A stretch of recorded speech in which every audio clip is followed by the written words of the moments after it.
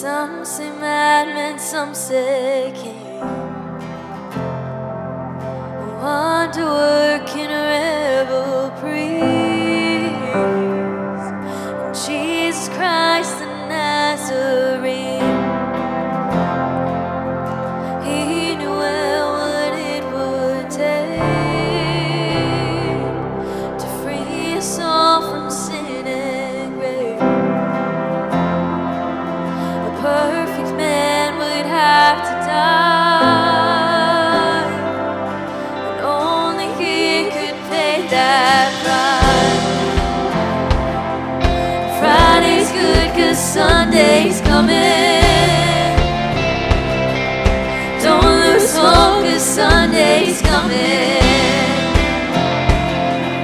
Devil, you're done, you better start running.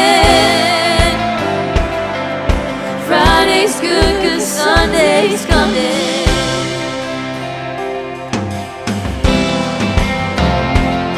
So we let those soldiers take him in, as his friend betrayed him with a kiss.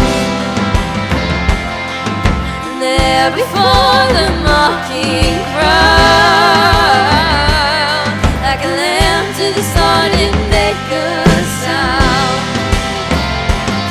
Then he carried that cross to Calvary, and he shed his blood to set us free. As the nails went in the sky when it dark, the redemption of the world was on his heart.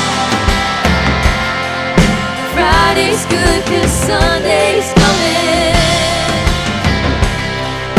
Don't lose hope 'cause Sunday's coming.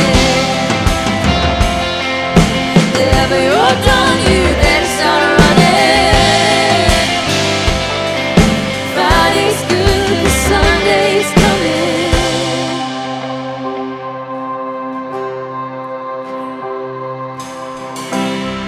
Then he breathed his last and bowed his head. The Son of God and man was dead. With bloody hands, tears on their face, they laid him down inside that grave.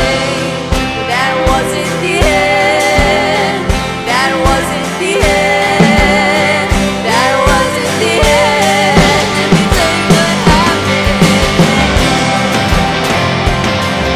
The woman came before the Lord to find that stone already gone. They looked inside the angel's head. Why are you looking for the living among the dead? He's alive, he's alive. Hallelujah, he's alive. Give him praise, lift him high. Hallelujah, he's alive. He's alive, he's alive. Hallelujah, he's alive. Give him praise, lift him high. Hallelujah, he's alive. Hallelujah, hallelujah. Don't lose hope 'cause Sunday's coming.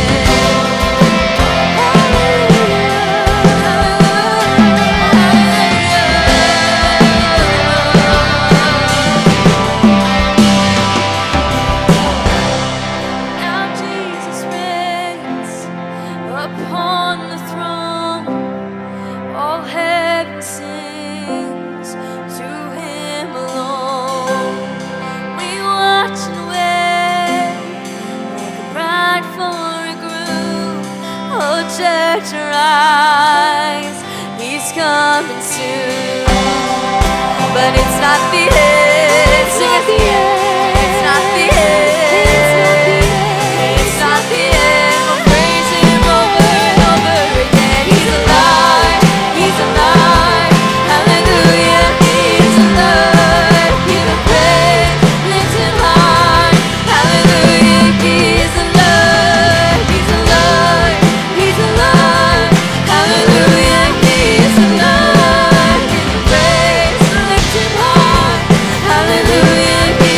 alive.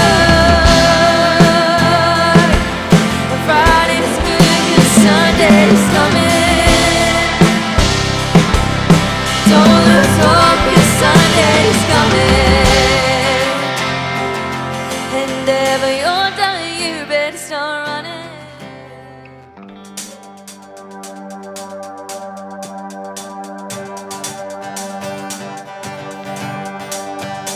I was buried beneath my sin. Who could carry that kind of weight?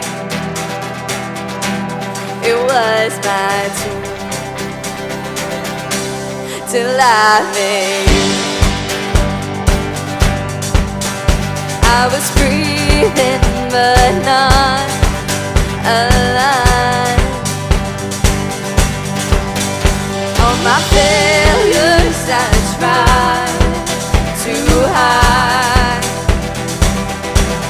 It was my tomb till I met you. Come on. You called my name and I ran out of that grave. Out of the darkness into your glorious day.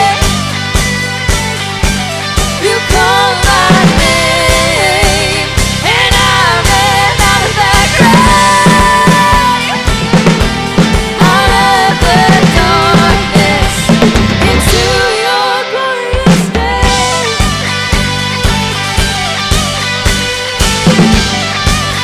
Despite power of the cross, now your mercy has saved my soul. Now your freedom is all that I know.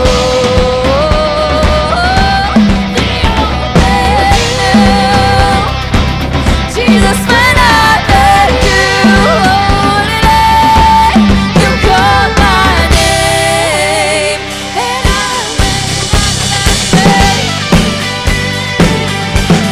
out of the darkness into your glorious day.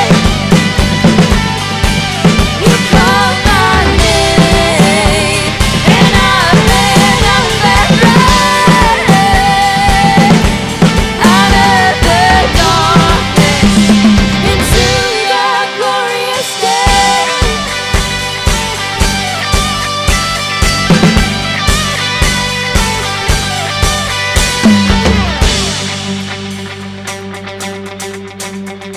We all needed this rescue. I needed rescue. My sin was heavy. My chains weighed down. I needed shelter. I was an orphan. Now you call me a citizen of heaven. When I was broken, you were my healing. I have the future, my eyes are open. 'Cause when you call my name, I ran out of that grave. Out of the darkness into your glorious day. You call my name, and I ran out of that grave. Out of the darkness into your glorious day.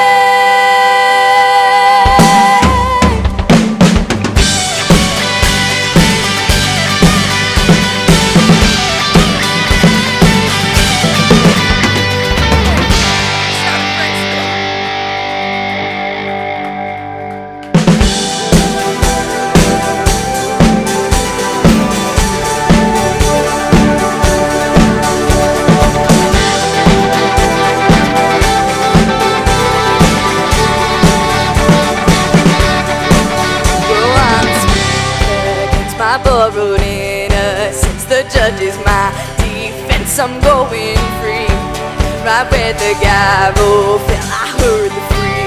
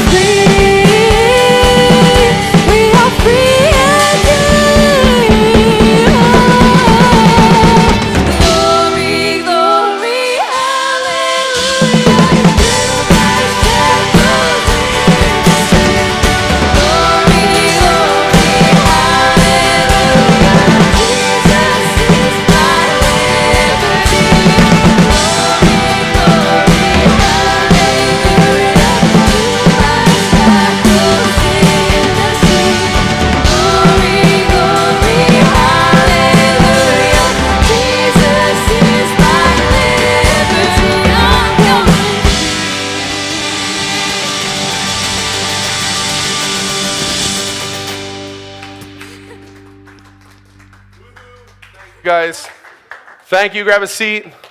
If you're new here again, my name's Marshal. If I haven't met you, maybe I will, maybe I won't. Depends if you come back.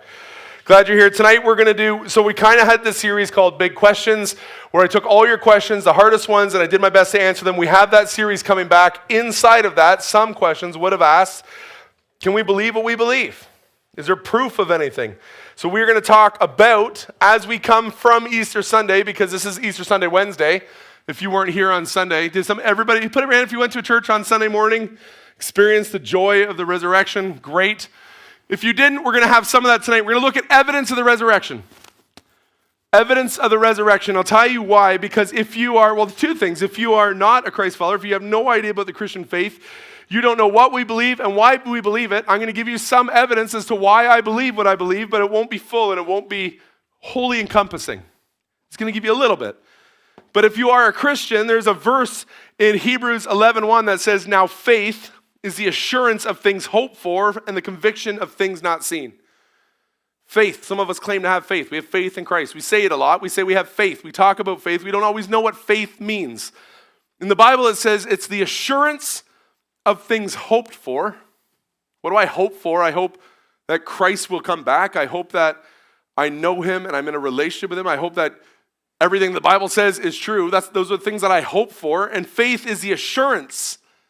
Assurance, meaning I'm assured, meaning I have some confidence in my belief. So that does mean Christians, we don't just have to be blindly follow things. Oftentimes I've heard in either debates or conversations with many of the people or students or adults I've talked to that I can't, in fact, here's a weird one. I remember a student not here talking about I can't look at dinosaur stuff because I know I can't believe it because I want to believe the Bible. I'm like, what? You can believe in both? They actually work really well. Science and God work really well. But sometimes people are fearful of things, of believing in things that the world is promoting as truth. And they're like, man, what if it's not? What is it going to do to my faith? How can I deal with that? So we don't have to blindly believe in the Bible. There are things that we can be assured in, things that we can be confident in. One of my favorite debates was this guy, a guy I love, I follow, his name's Jeff Durbin, and a couple other guys. They're in this debate with these two atheist guys. They were both really good debate. And one of them, the atheist, said, listen, I don't have faith. And the Christians are like, you do, you have faith. That evolution is true. You have faith at the beginning. And he's like, I don't have faith. He says, what I have is confidence in science. It's not faith like you guys. You guys are stupid with faith. I have confidence. This one guy gets up on the Christian side. He said, you have confidence, you don't have faith. And the guy's like, yes. He said, the word confidence comes from the Latin confide, which means by faith. By faith is what confidence is. So I can tell you, I have confidence in the Bible. I have confidence in what Jesus says, and that's by faith, but it's confidence, it's assured. We're going to look at why I would say that. Before I do that, we're going to go through slides, but don't put them up. Don't put up the quote until I explain who the person is. I'm going to give you some quotes of some of the very most intelligent people on earth. And here's a little thing before we get into this. I am not defending whether or not God exists tonight. He does, but that's not what I'm doing tonight. I'm not defending creation and evolution tonight. I'm not defending is the Bible accurate tonight. I will in a little bit, but that's not what tonight is. I'm only defending, was he actually a historical man that died and then rose again from the grave? That's what I'm defending tonight. It's the only thing I'm going to talk, there will be sub-conversations about some of the other things. This is a wide world of apologetics, and we could talk for days, weeks, months, years, and decades about how we defend the Bible in so many ways. So you might be thinking, well, he missed an obvious one. No, I didn't. I'm looking at a very small portion of many evidences of the resurrection because we have a half hour. I'm not going to destroy you and do 40 minutes. I might do 40 minutes. We'll see. I'm trying not to. Okay, so let me look. Okay, don't put it up yet. This is Harvard law professor. Anybody heard of Harvard? Just throw up your hand. Let me know because some of you guys wear their sweatshirts. It's a big school. Smarty pants school. It's now gone a little bit woke, so it's not as smarty as it once was. It was founded under Christian principles with Christian orthodoxy, and it's been destroyed by the left. But it's in a rough scene right now. But anyways, Harvard law professor, author of the book, A Treatise on Law and Evidence. His name is Dr. Simon Greenleaf. He's still considered the greatest single authority on evidence. So this guy is the greatest single in history on evidence in the entire literature, in all literature, on legal procedures. Meaning this, any legal procedure, any evidence, any books or study about this, he is the ultimate authority. This dude, this Simon Greenleaf, is considered the single greatest authority at Harvard Law around the world. He's known by this. Okay, this is his quote. Let's do the first one. He said, all that Christianity asks is of men is that they would be consistent with themselves, that they would treat its evidence as they would treat the evidence of other things. The result would be an undoubting conviction of their integrity, ability, and truth. Meaning this, if people approach the Bible the exact same way they approach any other science, they would come to the same conclusion that the majority of the intellectual world has come to, that Christ actually did die and actually did rise again from the grave. We're going to look at another one, a fellow named Lord Darling. Fantastic name, but don't change it yet. Lord Darling, who is he? This is the former Chief Justice in England. All of England, Chief Justice, oversees the courts, the laws of the land. It asserts its, in its favor as, let's put it up, next one. In its favor as a living truth, there exists such overwhelming evidence,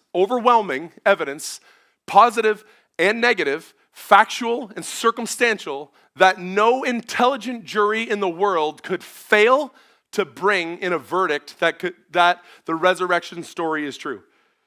They could not bring it in. It has to be, there's overwhelming evidence. There's too much evidence to this story that any reasonable intellectual jury would have to say it's true. They would have to. There's too much evidence. We're going to look at some of that evidence. Next one, don't change it yet. John Singleton Copley, from 1772 to 1863. He's recognized as one of the greatest legal minds in history. Now you're like, what about the other guy? That guy was evidence-based. This is one of the greatest legal minds in British history. He was Solicitor General of the British government, Attorney General of Great Britain, 3 times High Chancellor. I don't know what that is, but it sounds fantastic. High Chancellor seems really high. Of England, and he was elected High Steward of the University of Cambridge. And he challenges this, I think it's up there, says, I know pretty well what evidence is, and I tell you, such evidence as that for the resurrection has never broken down yet. Meaning this, there is nothing that's been put forward as evidence of the resurrection that has been able to be pulled apart or defunct or shown untrue yet at this point. Next one, this is a great one. Don't put it up yet, but J.N.D. Anderson. He's a scholar. This is a lot about him, but it sounds really good. So he's a scholar of international repute, eminently qualified to deal with the subject of evidence. This is interesting. He's one of the world's leading authorities on Muslim law, dean of the faculty of law. The reason I say it's interesting, Muslims have a different perspective on Jesus. We're going to hear about it in a second. So this guy is going to speak on that. Dean of the faculty of the University of London, chairman of the Department of Oriental Law at the School of Oriental and African Studies, director of the Institute of Advanced Legal Studies, University of London, and Anderson's text. So in Anderson's, he puts together this huge, case for the resurrection of Christ. He puts together this big case for the resurrection of Christ, and he says this, after he puts forward the evidence, he says, how then, I'm going to put it up there, how then can the fact of the resurrection be denied? Anderson further emphasizes, lastly, it can be asserted with confidence that men and women disbelieve the Easter story not because of the evidence, but in spite of it. Meaning this, it's not about whether or not Jesus can be proven to rise from the dead or not, that people follow Christ. That's not the reason people reject Christ, whether or not we can prove he rose from the dead. The reason, and he's saying this because the evidence is clear, it's obvious, it's known, it's like we can show it evidently and clearly. The reason people choose not to believe it is it's actually in spite of the evidence. Meaning it's ignoring the evidence, looking at all the other things, saying, I just don't want to believe it. So there's another purpose to it. So we're going to look at the first one. The first one would be labeled, like I just took 4. I think there's about 12 really good ones. I think I took 6. There's a lot of them, but I'm going to give you some of them. The death of Jesus is one I find interesting. You can put the next one, evidence 1 slide up. There are multiple theories about why the tomb was empty. Now this is interesting. Through the history of this debate, which has been going on for a long time, no one is asserting that the tomb had Jesus in it. No one's asserting that. No one on either side of this debate is suggesting that Jesus remained in the tomb and it just stayed sealed and it's fake. Now there is commentary, we're going to talk about it, about the idea that disciples made it up. We're going to talk about that in a second though. So we're going to talk about it being empty. The grave was empty on three possibilities. The first one is the swoon theory. Swoon theory is this. Jesus was beaten pretty bad, went into the grave, had some Gatorade, something, electrolytes, came out a few days later, doing good, pulled the stone away, went and hung out with his disciples. That's the swoon theory. That is the number one theory held by Muslims, which is the second largest religion in the world. They would believe, and the Quran says that Jesus didn't actually die, that he just walked to the grave, he slept for a few days, he woke up unconcussed, and he was fine. That's the swoon theory. Now, there's two other ones. We're going to start with the swoon theory. I could teach you all, I could walk you through it, but actually, have you ever seen the movie The Case for Christ? Lee Strobel put out an incredible book. Literally, it's a court legal case to show that Christ exists in the Bible. But we're going to show you a 4-minute clip. This is a reenacted true story. Lee Strobel was, somebody if you know it, I think for the New York Times. He was a reporter for the New York Times, and he was put on the story of writing the story about how Jesus wasn't real and he didn't really resurrect. So this man, who was an atheist, Lee Strobel, went to do this. He actually came to Christ in this process because he was blown away by the evidence. This is a small part of this movie where he just meets a doctor and says, listen, the swoon theory is probably what happened. So here's that clip, and then we'll get back to it in a minute. So forgive me for making you travel all the way out here, but Eric, when someone rings me up and says he wants to dispute the most significant event in human history, I feel it's important that we do it face to face, don't you? Yeah, that's fine. I appreciate your time. You're right. So we're just doing some research on the effect of stress on the hormone levels in mice, which is an ongoing project of ours. But I assure you, you shall have my undivided attention.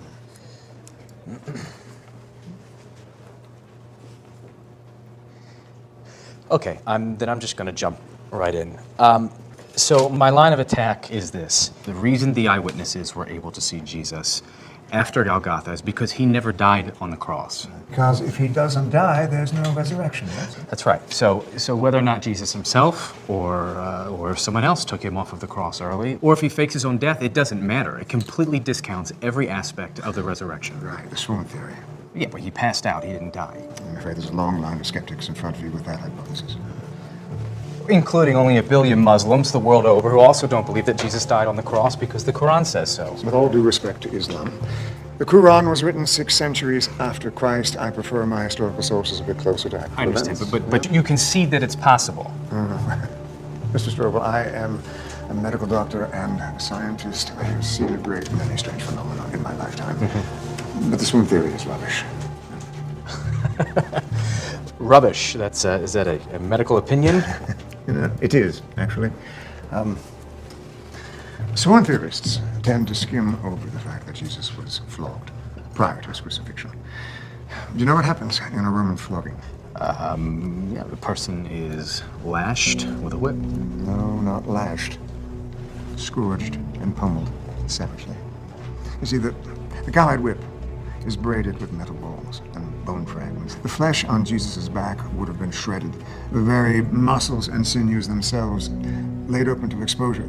The flogging itself would have left Jesus in critical condition from massive blood loss, which is why he collapsed on the way to the cross that the Romans made him carry through town. Okay, so is it possible that Jesus survives being spiked to the cross? Oh, yes, you could survive it, but it's child's play compared to what comes next in a crucifixion. Slow, agonizing death by asphyxiation. Mr. Strobel, the crucifixion of Jesus is one of the best attested events in the ancient world. There is no historical evidence of anyone, anywhere, ever surviving a full Roman crucifixion. And, if you will, the final nail in the coffin of this swoon theory is this. When the soldiers thrust their spear between Jesus' ribs, do you know what came out? Blood and water, which we now know is a description of pericardial effusion as a result of death by asphyxiation. This is not a condition anyone could fake. And so to answer your question, yes, it is my medical opinion that Jesus Christ died on that cross. Doctor? But I have a real problem with most of the experts that I've talked to here. Which is? Which is that most of them are not impartial, and if I'm going to take a guess, I would say that you are not either. And you would be correct, sir. Though I have learned that most impartial travelers who undertake this journey rarely remain so. However, I can refer you to one of the most impartial sources that I know. Would you trust the Journal of the American Medical Association? Of course, it is a stellar scientific journal, you and I will admit that. On the physical death of Jesus. Clearly the weight of the medical and historical evidence indicates that Jesus was dead before the wound to his side was inflicted. Accordingly, interpretations based on the assumption that Jesus did not die on the cross appear to be at odds with modern medical knowledge. Doc, I gotta tell you, you're not telling me what I hope to hear today. Okay, so that's a bit of the swoon theory, and just a reminder, the reason I'm trying to show you that Christ actually died is because what am I trying to prove? The resurrection.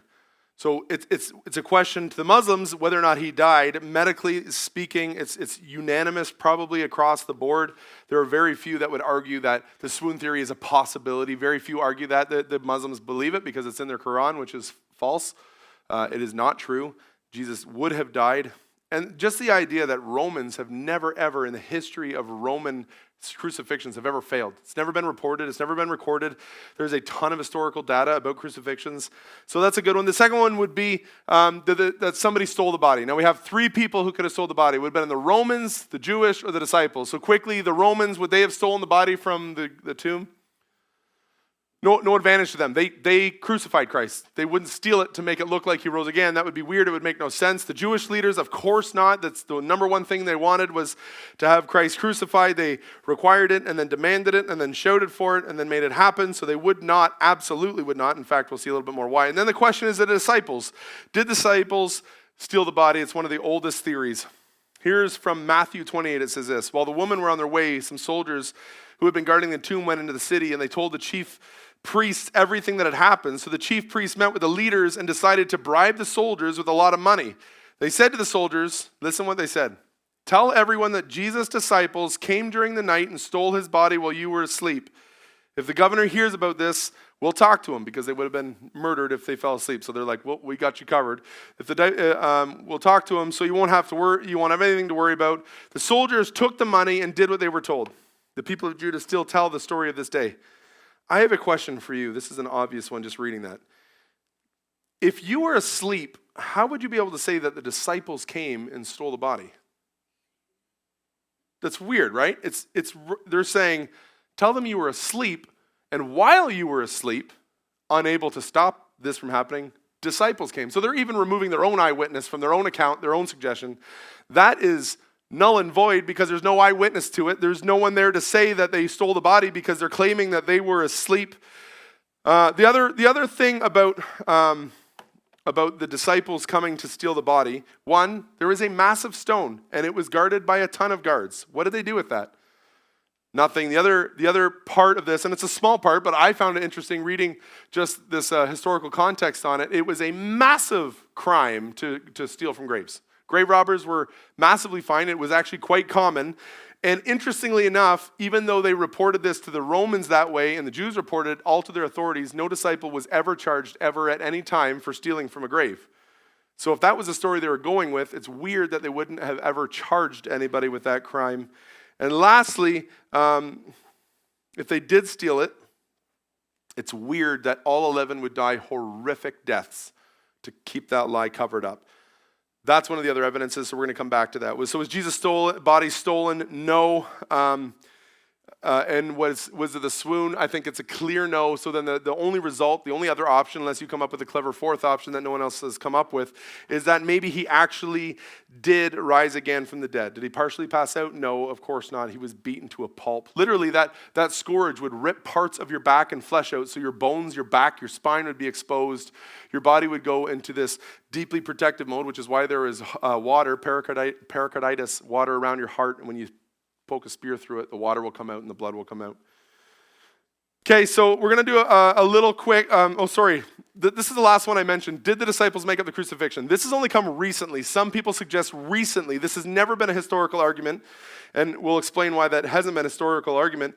Did the disciples make up the story of the crucifixion, death, and resurrection all in total? Because it's in all four Gospels. It's in Acts, it's in Paul's letters, it's in Hebrews, it's in 1 Peter and Revelation. It's mentioned in many non-Christian sources, like the great Jewish historian Josephus talks a lot about Christ, his death and resurrection, and Tacitus. It's mentioned all throughout the Apocryphal Gospels, which are not in the Christian canonical Bible. It's in the Gospel of Peter and the Gospel of Truth. It's referenced by tons of Christian writings outside of the Bible as well, like 1 Clement, the epistles of Barnabas and Polycarp. Here's what's interesting, though. When they're writing the story, and I want you to catch this, Jesus is walking around town. People are writing it. Eyewitnesses are writing it. If eyewitnesses had an issue with it, they would question the authority of what was being written. Meaning this, say your parents came in next week and I was like, oh yeah, last week, Wednesday was awesome. Everybody just like bowed on the ground and everybody was crying and everybody came to Jesus. Half of you guys would be like, where were you? It's not true. That didn't happen. And then some of you would wink and be like, $20, I'll say whatever you want me to say. Somebody here would say, that's not true though. So in an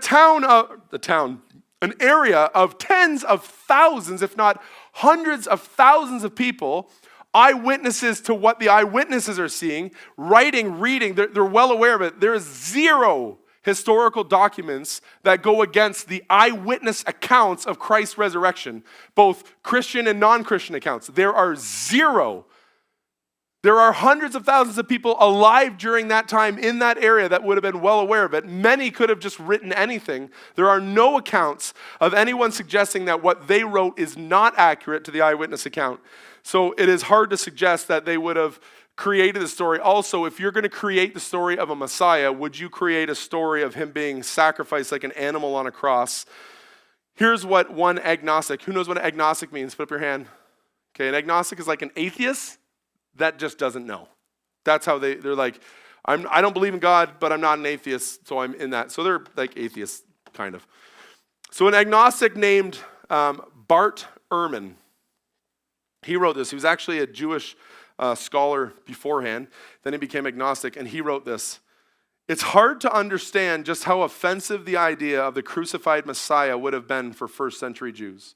Since no one would have made up the idea of a crucified Messiah, Jesus must really have existed, must really have raised messianic expectations, and he must have really been crucified. Now, he's not talking about the resurrection. He's just saying, listen, I don't believe in God. I don't believe in the Bible. I don't believe in Jesus. But there's so much evidence here that what they're saying is real. There must have been a real Jesus. There must have been a messianic expectation, meaning they must have thought he was the Messiah, and he was crucified, according to this historian.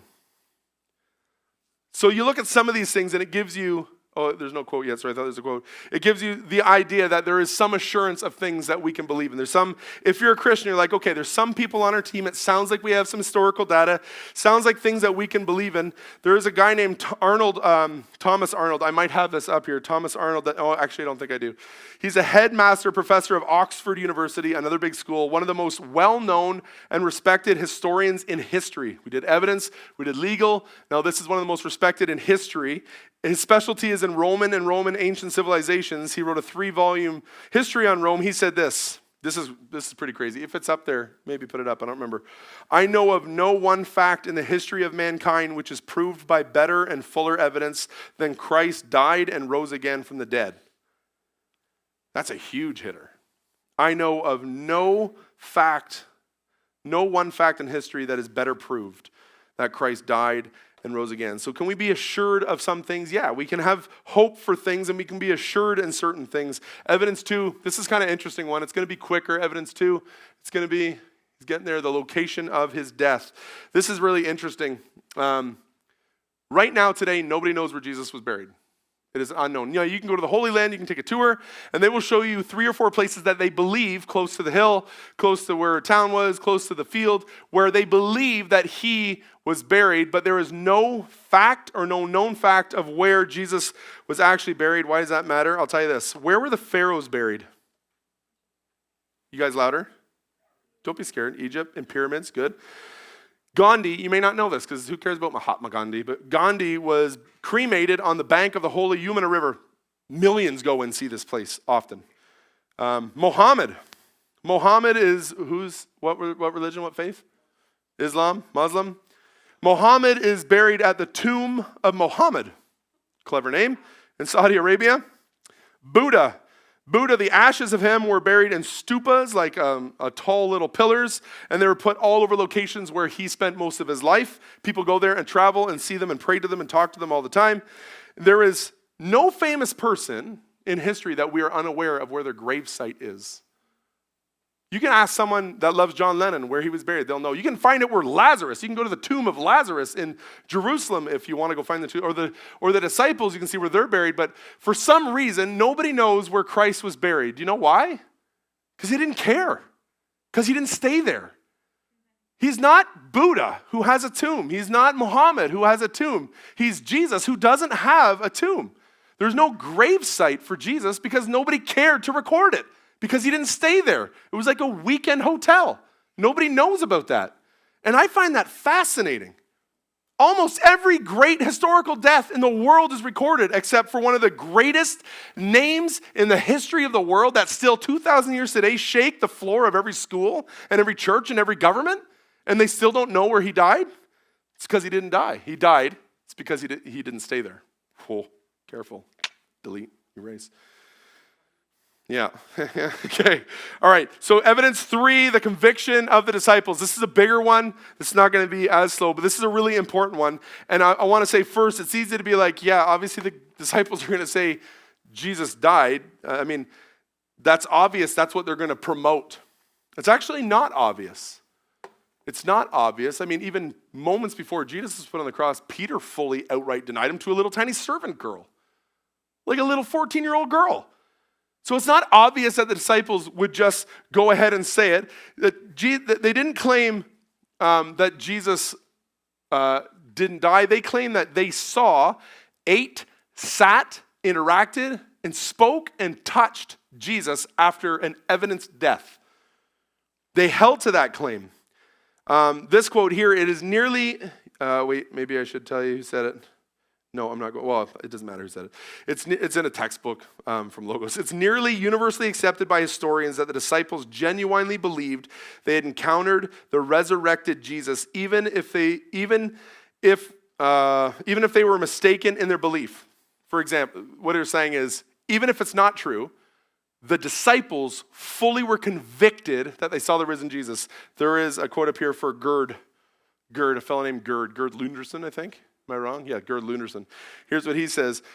Gerd Lunderson, who denies, by the way, he denies the historicity of the resurrection. Gerd does not believe that Jesus was resurrected, but he says this: it may be taken as historically certain that Peter and the disciples had experiences after Jesus' death in which Jesus appeared to them as a risen Christ.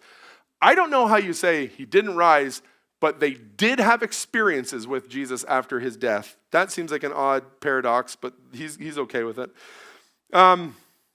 Here's another reason why most historians agree with the fact, and we have to understand, we're going to get to why this matters. All we're trying to do here is prove that the disciples 100% believed by fact that Jesus died and that they spoke with the risen Jesus afterwards. The apostles went through a lot. Here's what happened. They were repeatedly beaten and imprisoned.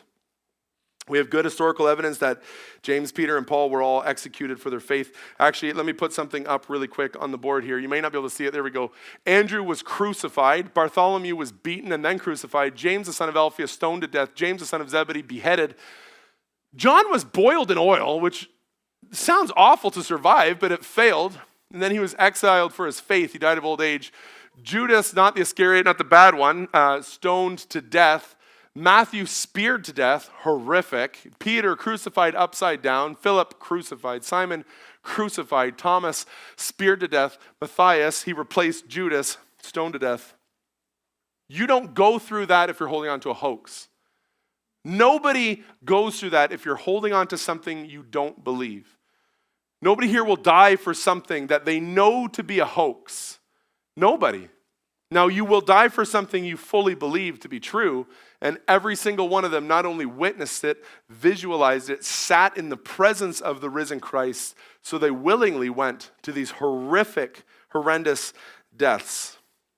The only reason that a Jew would be willing to suffer these deaths at that time, like a Jew being crucified, is next level. That was a Roman thing for Roman people.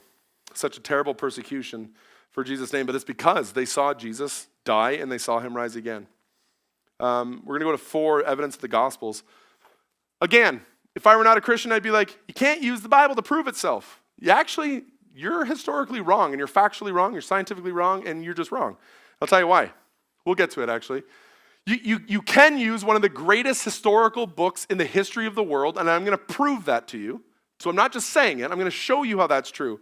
But I'm going to tell you a little bit about the Gospels. They are 4 ancient biographies of Jesus. If you don't know what it is, it's Matthew, Mark, Luke, John. They're ancient biographies of Jesus.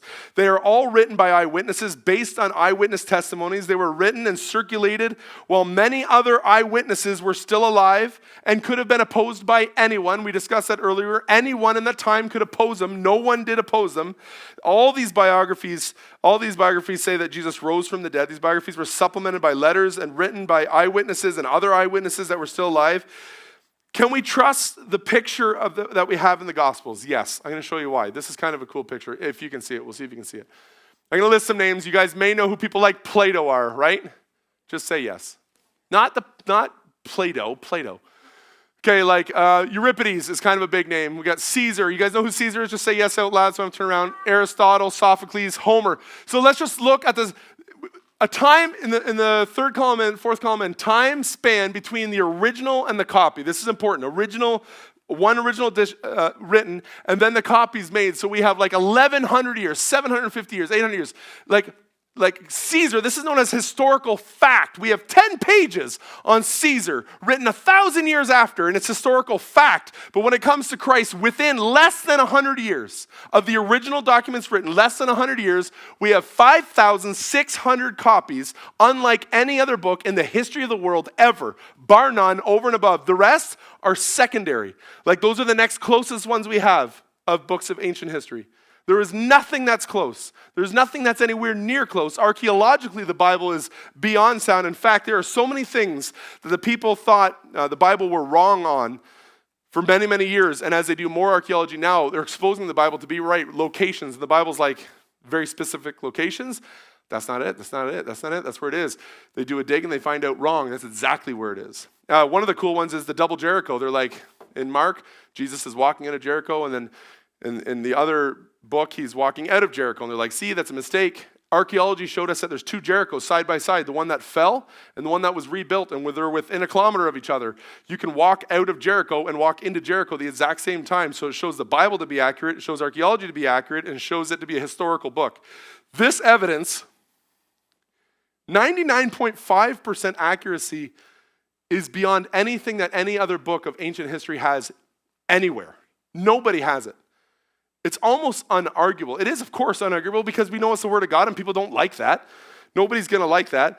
That's just like written manuscripts. We also have partial script manuscripts. We have over 19,000 copies in Syriac, Latin, and Coptic and Aramaic languages. We also have 24,000 manuscripts in part that combine with the large ones. So we have the greatest record in history.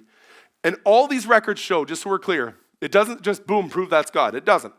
It shows that what they wrote, the disciples wrote as eyewitnesses to the account, we have today in the exact form. That's what it shows us. What the disciples wrote, we have today. What they believed, we have. It is not skewed. It is not twisted. It's not, the most common thing you'll hear is like, oh, there's 9,000 translations. That's just people that have no clue what they're talking about. Here I have like 40 translations. It's not. It's just a different way of speaking. They're all translated of the original Aramaic or the original Hebrew or Greek.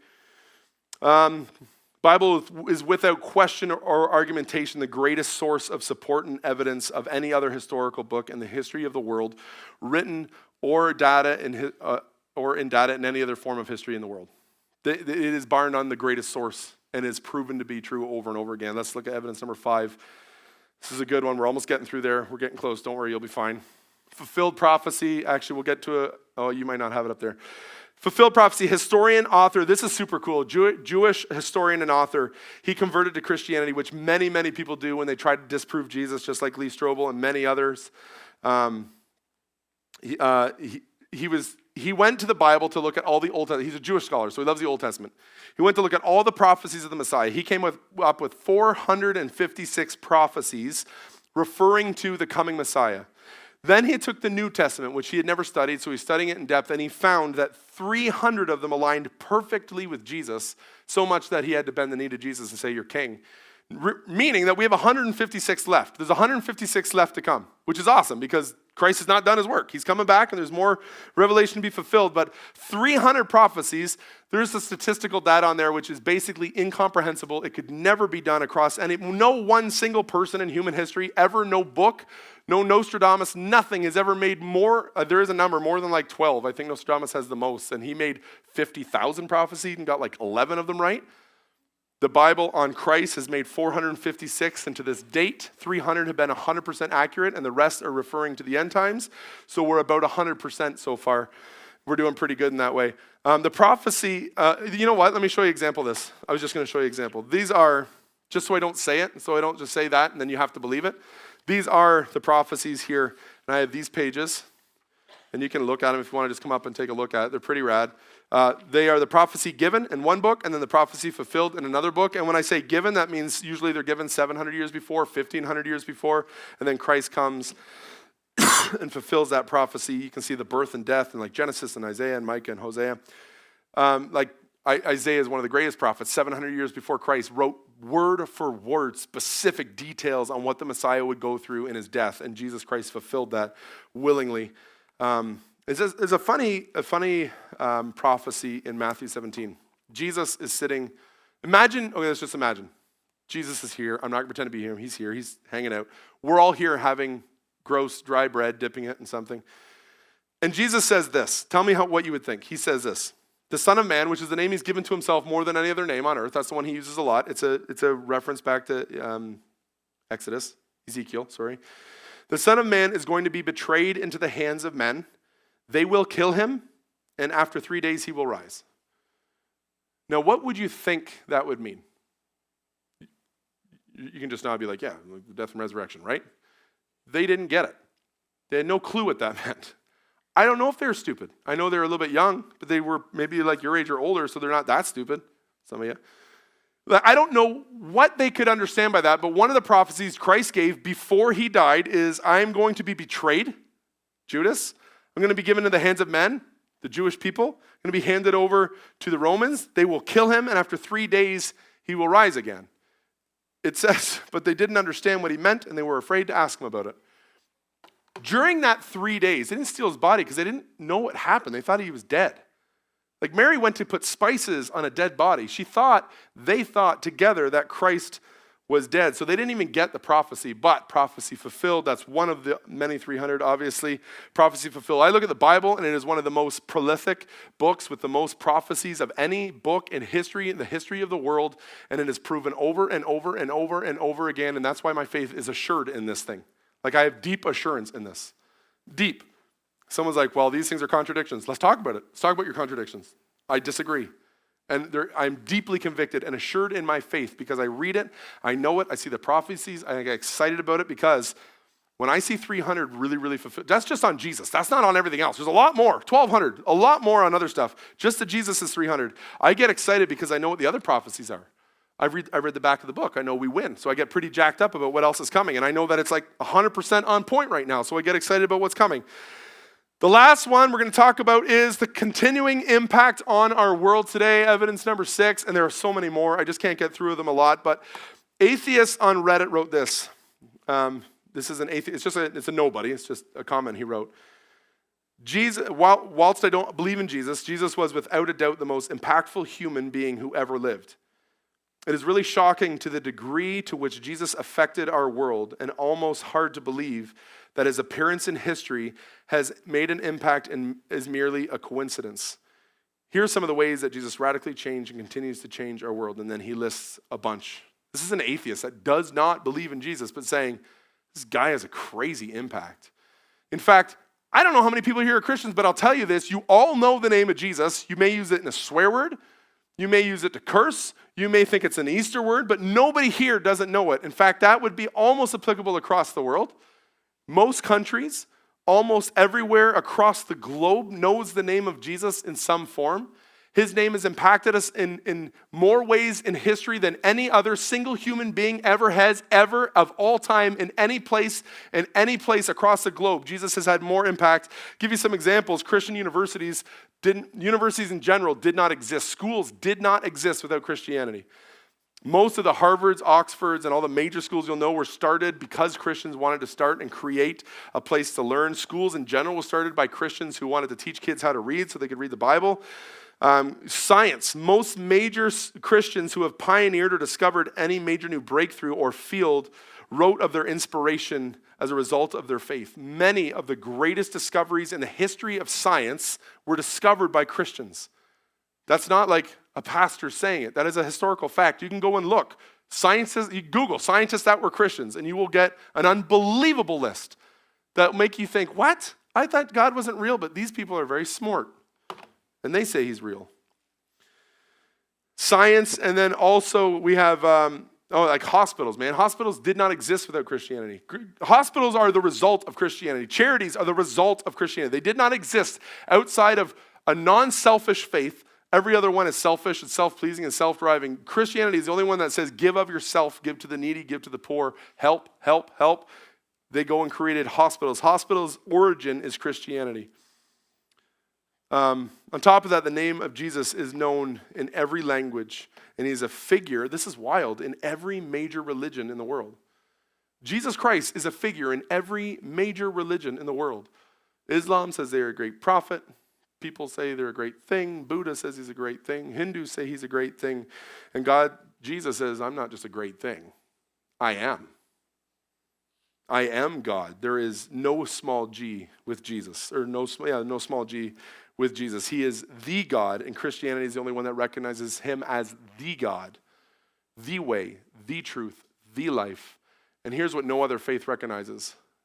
No one comes to the Father but through Jesus. They all acknowledge that he's something, he's someone, and Christ says, but you are not, I am. Jesus and Jesus alone. The second part of that verse, we're going to close up here. It says, faith is the assurance of things hoped for. I have a ton of assurance in the things that I hope for. Ton of faith in it. And then there's the conviction of things not seen. Now, here's where some of us will struggle. Some of us will be a doubting Thomas. If you don't know what doubting Thomas is, let me read it really quick. In Matthew, this is verse 24. Now Thomas, also known as Didymus, one of the 12, was not with the disciples when the Lord came. So the disciples told him, hey, we've seen the Lord. But he said to them, unless I see the nail marks with his hands and put my finger where the nails were, put my hand in his side, I'm not going to believe. So a week later, they were in the house again, and Thomas was with them. Though the doors were locked, Jesus came and stood amongst them and said, peace be with you. And then he said to Thomas, Thomas, put your finger here, see my hands. Reach out your hand and put it in my side. Stop doubting and believe. And Thomas said, my Lord, my God. No, here's what I want to say about this. The conviction of the things not seen, that's not easy to get to. I've been blessed to be born and raised in a Christian family with my dad just knows the word, and he can apologetically crush. He's so sweet and kind. He wouldn't crush anybody, but he could. I was just raised to believe the Bible. And I never had an issue with that. In fact, even before I was a Christ follower, I just believed the Bible. I just believed it. It was true to me. And the reason I became a Christian was because I was like, I believe the Bible, but I'm not a Christ follower. 17, I was like, I got to be a Christ follower now. No, I can't just believe it. This might be the conviction of things. Like, this might be your doubting Thomas. I can't believe in the things not seen. And God's like, blessed are those who believe and have not seen. But these might be the things that you need. Some of us might need a little push, like, hey, I need some historical data. I need some evidence. I need to understand. Is the Bible just like written by one dude? Maybe we don't know things. There are things that are worth investigating. There are things that are worth listening to, because the greatest thing that ever happened in the history of man is that God in the flesh came down to earth and died for your sin because you can't pay for them. Because for you to pay for them, it would cause you death and an eternal separation from God. So Jesus came on Easter Sunday, rose again from the death, saying, death, you have no victory over me. You have no hold. You have no sting on us. If we follow Christ, we still die here, but we have eternal life with Christ. If you don't follow Christ, you experience eternal death and separation from God and hell. That sucks, but you have the option. It's not like you're being forced into hell. You have an option. You choose Jesus, you have eternal life, and he gave us the cross, and he gave us forgiveness, and he gave us redemption, and he gave us salvation. You don't want that, then you're walking the other path, which is an eternal damnation and a separation from God for eternity. That's your choice. You're not being forced. It's not an evil God. It's the opposite.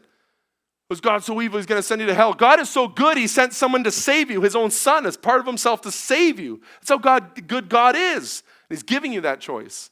There's so much more evidence, and I'm not going to waste my time on it. Other times we'll do more evidence, but I don't have much more time tonight. You have a short time in your group. Just get through a couple things. Chat for a little bit. Love you guys. Thankful that you're here. Let me close before you get all scooted out. Jesus, thank you again for tonight. I'm sorry that I didn't put it together in the way that you probably could have done much better, but I pray that we would at least know this, that if we can't remember all this stuff, there's history. There's accuracy. There's recorded history. There's good science. There's good reasoning. There's good historical evidence that you died and that you rose again. God, you're good and faithful, and I'm so thankful that you would come back, that you would conquer death so we could have life through you. I pray that somebody would consider that tonight. In your name, amen. Go to your group, chat it up. You have a little bit of time, then we'll hang out afterwards if you have time.